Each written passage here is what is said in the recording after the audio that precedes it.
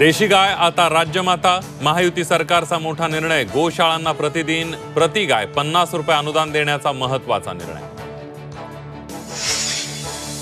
निवडणुकीच्या तोंडावर मंत्रिमंडळ बैठकीत 2 तासात 38 निर्णय। मराठा आरक्षणावरचा माजी न्यायमूर्ती शिंदे समितीचा दुसरा तिसरा अहवाल स्वीकारला।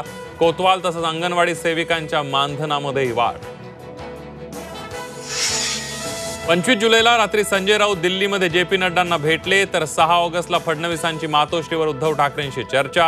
वंचितचे मुख्य प्रवक्ते सिद्धार्थ मोकळेंचा सनसनाटी राजकीय दावा।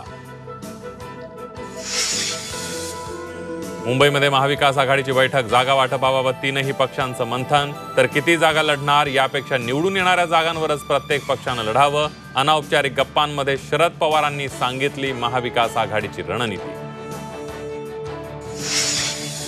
सरकार कोणत्याही पक्षाचं असो त्यापासून दूर राहा, कारण सरकार म्हणजे विषकन्या। नितीन गडकरींच्या विधानाची पुन्हा चर्चा। तर गडकरी योग्यच बोलतात, संजय राऊतांची प्रतिक्रिया।